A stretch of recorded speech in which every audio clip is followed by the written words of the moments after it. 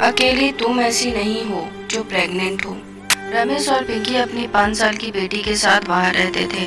रमेश को जब पता चला कि पिंकी दोबारा मां बनने वाली है तो चिंतित हो गया कि यहाँ अकेले कैसे संभालेगा। रमेश 1 महीने के लिए ट्रेनिंग पर भी जाने वाला है। उसने पिंकी से कहा, घर से मम्मी को बुला लेते हैं या फिर तुम चली जाओ ससुराल, और वो भी प्रेगनेंसी की हालत में। प्लीज रमेश, ये मुझसे मत कहना। हमारी बड़ी बेटी के समय वहाँ मैंने कैसे अपनी प्रेगनेंसी गुजारी थी तुम भूल गए होगे, मैं नहीं।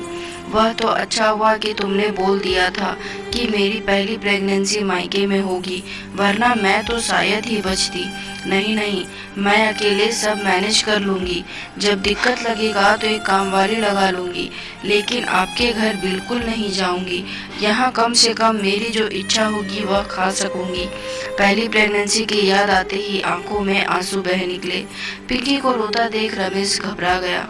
अच्छा ठीक है, तुम कहीं मत जाओ, यहीं रहो अपने घर में। अच्छा ये बताओ, कुछ खाने का मन कर रहा हो तो ले आऊं बाजार से? हाँ बिल्कुल, आप मेरे लिए गोलगप्पे ले आइएगा। पहली प्रेगनेंसी में तो कुछ खा नहीं पाती थी, उल्टियाँ जो इतनी होती थी। देखती हूँ इस बार खा पाती हूँ कि नहीं। पिंकी की 5 साल की बेटी भी सुनकर खुश हो गई। मम्मी, मैं दीदी बनने वाली हूँ, आप चिंता मत करना, मैं अपना और आपका ख्याल अच्छे से रखूंगी। बेटी की बात सुनकर पिंकी निश्चित हो गई। पिंकी सोफे पर बैठे बैठे 6 साल पहले अतीत में खो गई। रमेश की सरकारी नौकरी थी।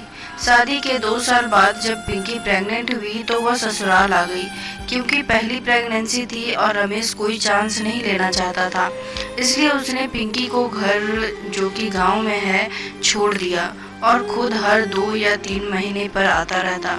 गांव में पिंकी को बहुत ज़्यादा परेशानी होती थी, क्योंकि सास को मुझसे ज़्यादा अपनी बेटी की फिक्र थी, क्योंकि वह भी प्रेग्नेंट थी। अब ससुराल में तो सभी कामों की जिम्मेदारी भी बहू की ही होती है।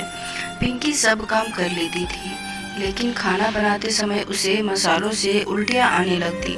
उसने सासू माँ से कहा, माँ जी, मैं सब काम कर दूंगी, लेकिन मसाले वाली सब्जी आप बना दीजिए।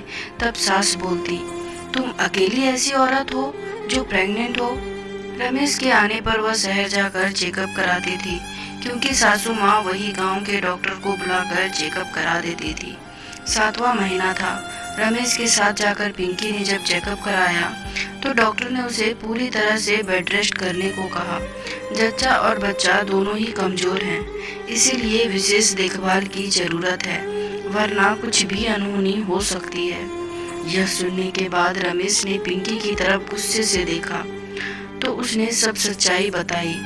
घर आकर रमेश ने अपनी मम्मी से कहा कि जब दीदी की पहली प्रेगनेंसी यहाँ मायके में हो रही है तो पिंकी की भी मायके में होगी। पिंकी को मायके पहुँचा दिया। मायके में माँ और छोटे भाई बहनों के साथ खुशहाल माहौल में पिंकी अपने प्रेगनेंसी को लेकर खुश रहने लगी। समय पूरे होने पर पिंकी ने प्यारी सी स्वस्थ बेटी को जन्म दिया। तभी रमेश बाजार से आ जाता। कहाँ खो गई?